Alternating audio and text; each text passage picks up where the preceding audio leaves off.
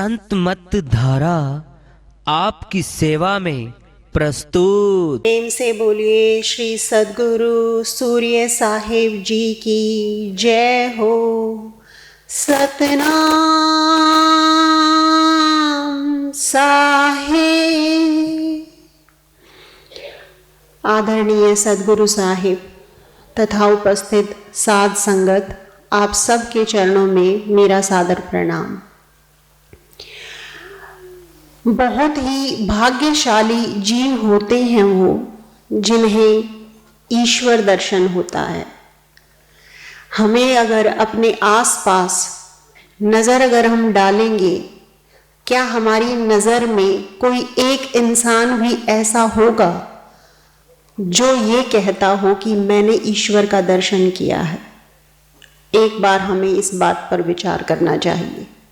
हम लोग दुनिया में रहते हैं, हमारी उम्र बहुत होती जा रही है, बढ़ती ही जा रही है। आसपास के लोगों में, अपने परिवारों में या कहीं दूर किसी के बारे में क्या हमने ये सुना है कि उस फला इंसान ने ये कहा है कि मैंने ईश्वर को देखा है? अब ऐसे इंसान हमें पता चलेंगे कि एकाध ही होगा जो ये कहता मिलेगा कि मैंने ईश्वर को देखा है। अगर किसी एक ने कोई चीज देखी हो तो क्या दूसरा उस चीज को नहीं देख सकता है? देख सकता है। ऐसे लोग भी हुए इतिहास में जिन्होंने दावा किया मैंने ईश्वर को देखा है, मैंने ईश्वर को पाया है। कौन थे वो लोग? अगर वो देख सकते थे या देखा उन्होंने, तो क्या हमारे में कोई कमी है? हम नहीं देख सकते हैं? फिर हम क्यों नहीं देख पाए हैं? इसलिए नहीं देख पाए हैं क्योंकि हमारा ध्यान इस ओर जा नहीं पाता है। हमारे कुछ चीजें ऐसी होती हैं जो संसार में आने के बाद वश में होती हैं, जिन्हें हम खुद कंट्रोल कर सकते हैं, जिन्हें हम अपने वश में रख सकते हैं, कर सकते हैं। और उसे कुछ ऐसी चीजें भी होती हैं उससे अलग जो हमारे वश की बात नहीं है। इसे प्रारब्ध कहा जाता है और प्रारब्ध को सरल भाषा में किस्मत कहा जाता है। अब दो हमारे पास चॉइस हैं, हमारे पास दो ऑप्शन हैं। या तो हम अपना प्रारब्ध स्वीकार कर लें कि हमें कभी ईश्वर मिलेगा ही नहीं। हमारे पास एक चॉइस ये है कि ईश्वर मिल ही हमें नहीं सकता। ऐसी चॉइस मुझे नहीं लगता कि रखनी चाहिए या कोई रखेगा। क्यों है ऐसा? क्योंकि मानव तन का अधिकार है ईश्वर को पाना। मानव तन का, इस देह का, इस इंसानी देह का कर्तव्य है ईश्वर का दीदार पाना, ईश्वर का दर्शन पाना। हमने इतनी कोशिशें ही नहीं की हैं कि हम ईश्वर का दर्शन कर पाएं। क्यों मीराबाई जी ने दर्शन कर लिया था? कर लिया था, हम सब जानते हैं। उनके लिए हम भी सवाल खड़ा नहीं करेंगे। हो सकता है कि आप लोग मेरे ऊपर सवाल खड़ा कर दें। अगर मैं ये कहूं कि मैंने ईश्वर को देखा है तो मेरे ऊपर हो सकता है कि सवाल करने वाले 1000 लाख लोग आ जाएंगे। पर कुछ ऐसे नाम हैं जिनका नाम मैं जिक्र करूंगी तो सवाल खड़ा नहीं करेगा कोई भी। ऐसे भक्त हुए जिन्होंने नाम कमाया। ऐसे कितने पैसे वाले हैं जिनकी हम पूजा करते हैं? बताइए, क्या हमने आज तक हमारे सामने टाटा, अंबानी, क्या किसी अंबानी की, किसी टाटा की, किसी बिड़ला की, किसी अरबपति की फोटो लाके रखी हमने अपने घर में, उसकी की पूजा?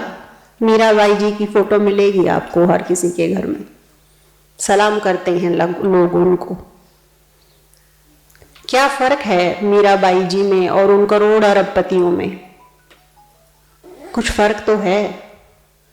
उनके पास तो धन नहीं था, वो तो सादी साड़ी में एक तारा लिए घूमती थी, लेकिन वो पा गई जो आज हम जिसके नजदीक नहीं हैं। क्यों है ऐसा? भेद ईश्वर करता नहीं है, हम ये जानते हैं कि वो भेदभाव नहीं करता है। जब एक ने पाया तो दूसरा भी उसे जरूर पा सकता है। फिर क्यों पा नहीं सका है? क्योंकि उसका ध्यान दिलाने वाला कोई उस तरफ उसे मिला ही नहीं है। उसे ये बात बताने वाला उसकी जिंदगी में कोई अब तक आया ही नहीं है कि मीराबाई जी क्यों खास थी, सहजोबाई जी क्यों खास हो गई और हम क्यों खास नहीं हैं। जिसके अंदर वो परम पिता परमात्मा प्रकट हो जाते हैं, वो देह भी पूजनीय हो जाती है, साक्षात तीर्थ हो जाती है। मीराबाई जी उन भक्तों में से एक थी जिन्होंने अपना जीवन लगाया और ईश्वर को पाया। उनको साक्षात ईश्वर दिखते थे। हमें भी, इसका क्या मतलब है? हमें भी दिख सकते हैं। उन्होंने ईश्वर को पाया तो वो भी एक महिला थी, 2 हाथ 2 पैर, एक साधारण महिला। क्या खास था? देह से तो कुछ खास नहीं था, वही हम हैं, ऐसे ही कपड़े, वही सिंपल सारी बातें। खास था, जज्बा बड़ा खास था उनमें। हम में वो जज्बा नहीं है। वो जज्बा जो उनमें, जो लगन उनमें थी कि मैं पाऊंगी उस ईश्वर को, वो जज्बा हमें मिलता नहीं है, इसलिए हमें वो मिलता नहीं है। मीराबाई जी को जो चीज हमसे अलग करती है वो क्या है? 60 साल की हो गई थी वो। उन्होंने श्री कृष्ण की भक्ति की 60 साल की उम्र तक। 60 साल उम्र कम नहीं होती है। 60 साल के एक आध ही होंगे हमारे बीच में। 60 साल तक मीराबाई जी अंधाधुंध श्री कृष्ण की प्रेम भक्ति में खोई रही। कितना स्नेह था उन्हें उससे। एक बार वो गुजर रही थी, जैसे आज सतगुरु साहिब सत्संग कर रहे हो, ऐसे ही गुरु रविदास जी का, गुरु कबीर साहिब का सत्संग हो रहा था। मीराबाई जी वहां से गुजर रही थी, सन्यास वो ले चुकी थी। उनके कानों में, जिसे उसे मिलना होता है वो जागता है, क्योंकि उसे ईश्वर को पाना है। जो ईश्वर है उसी को पाना है। ईश्वर के रूप में कोई दूसरा आ खड़ा हो, सोचिए हम उसे पाना चाहेंगे क्या? एक औरत के सामने उसके पति के वेश में कोई दूसरा मर्द आ खड़ा हो, क्या वो उसे पति स्वीकार कर ले? नहीं ना। या किसी पत्नी के वेश में कोई दूसरी महिला आ खड़ी हो, उसकी डुप्लीकेट, तो क्या उसे पत्नी स्वीकार कर लेंगे? हम नहीं करेंगे ना। क्यों? क्योंकि धर्म भ्रष्ट हो जाएगा। क्या फर्क आया था? श्री कृष्ण जी की भक्ति में इतना पुण्य कमा चुकी थी, इतना पुण्य कमा चुकी थी कि पुण्य उससे आगे बढ़ ही नहीं सकता था। और जब इतना पुण्य जीवात्मा कमा जाती है तो उसको ईश्वर के पाने की तैयारी दे जाती है। उसे वो खरीद पाती है जिसका नाम ईश्वर है। पैसे लगते हैं, कैसे पैसे? लगन के, जज्बे के पैसे। खरीदा जाता है ईश्वर, बिकता है वो प्रेम के मोल। खरीदना आना चाहिए। मीराबाई जी ने ये इतनी भक्ति करने के बाद एक आवाज सुनी साहिब रविदास जी की कि काल पुरुष अलग है। बुरा मत मानिएगा, ये बहुत बड़ा भ्रम है जो मैं आपके सामने रखने जा रही हूं, पर नहीं रखा तो शायद मीराबाई जी की भक्ति पर भी सवाल खड़ा हो जाएगा। उन्होंने ये सुना कि जिसकी तो भक्ति कर रही है, इससे आगे है वो ईश्वर। कृष्ण कान्हा वो पूर्ण परमेश्वर नहीं है। ये सुनने के बाद मीराबाई जी रोई होंगी जितना मुझे लगता है।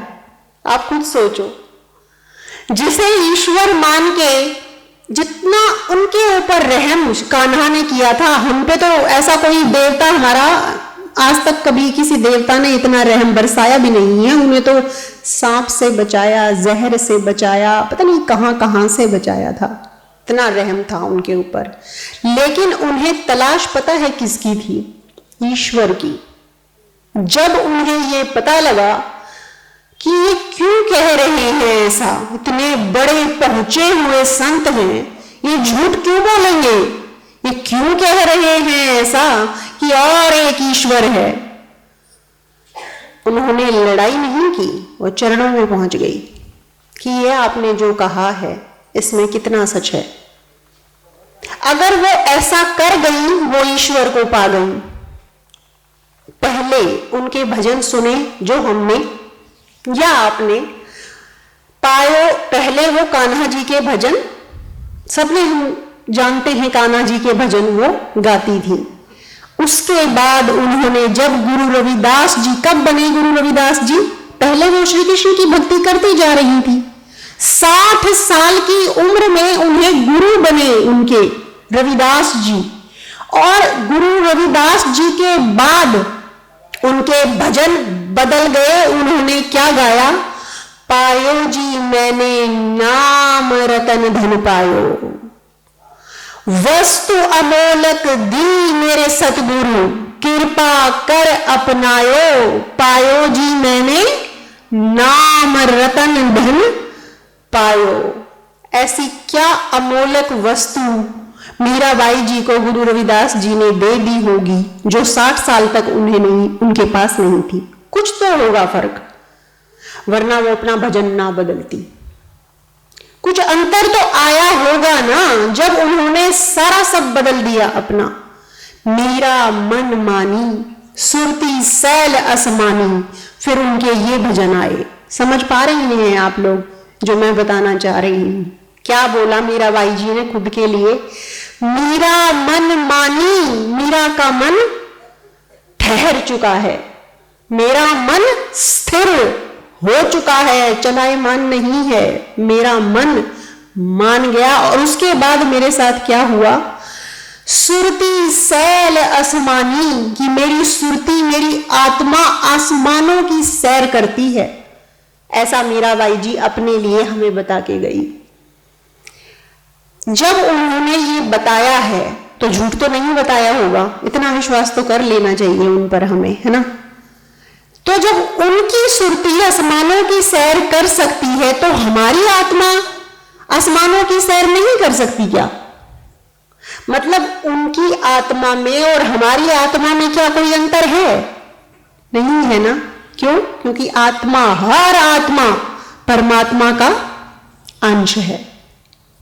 समुद्र से एक गिलास पानी लोगे वो भी वैसा ही, दूसरा गिलास पानी लोगे वो भी वैसा ही। समुद्र का पानी एक जगह मीठा हो, एक जगह खारा हो, समुद्र में ये अंतर तो है नहीं।